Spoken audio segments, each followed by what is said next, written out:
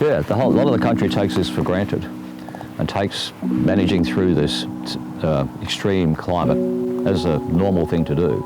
But if we hadn't made this sort of progress over the years, I would dare say, and it can still occur of course, we could run out of food or run out of fresh vegetables very, very quickly, or the prices will go sky high, or both. So that's very much on the cards. But one of the challenges we have is in fact transferring this information into the cities.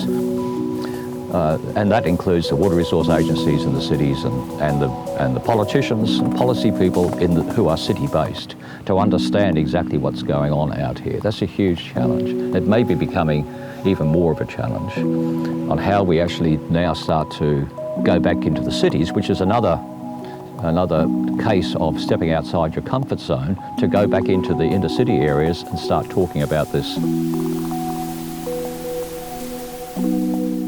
Again, it's not all about climate change, it's about these major factors that govern our climate and have done so for thousands of years, how you manage from year to year to get through that and make some money and make some food at the end of the day and manage our dams a little better if we can. And that's a major challenge ahead of us. So we've only really just started.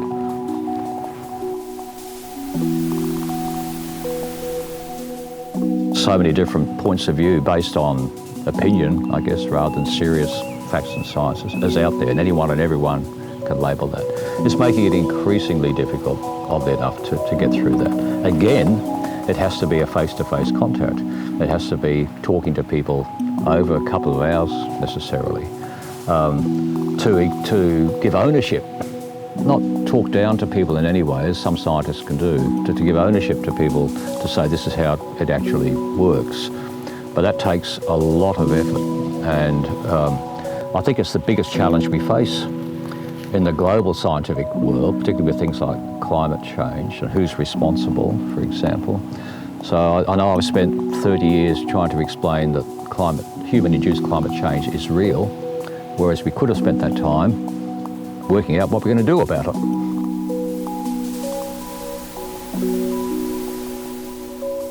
Because now we're going to spend, I would guess, another 20 or 30 years trying to explain to people what we might be able to do to fix it. And we're still wasting time, if you like, explaining that there's a problem in the first place. So, unfortunately, the global climate system will run its own agenda without much of what we're saying about it, unless some serious action, especially in the Northern Hemisphere, takes place.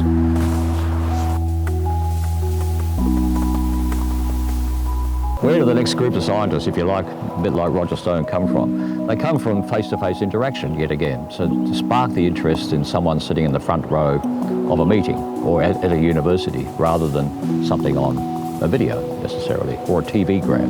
It has to be that sort of interaction to spark the interest.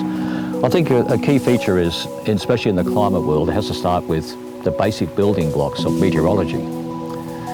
So knowing why that cloud is developing or not developing, why the wind is now picking up here just a little bit, exactly what's going on from the boundary layers right through to the upper levels of the atmosphere is the firm building block. And then becoming a forecaster of some sort helps, because you're making decisions and making a living and helping the aviation industry or the farming industry on their day-to-day planning.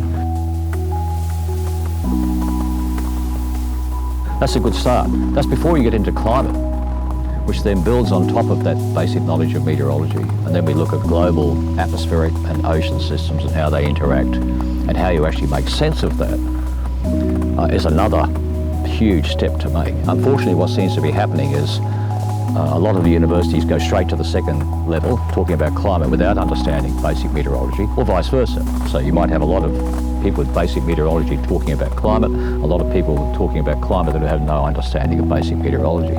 So it needs a bit of an effort to do all of that.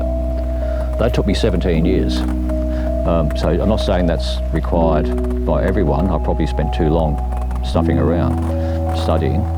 But that's the sort of effort that's there. But that's where the breakthroughs come, because you get a full understanding of the whole system.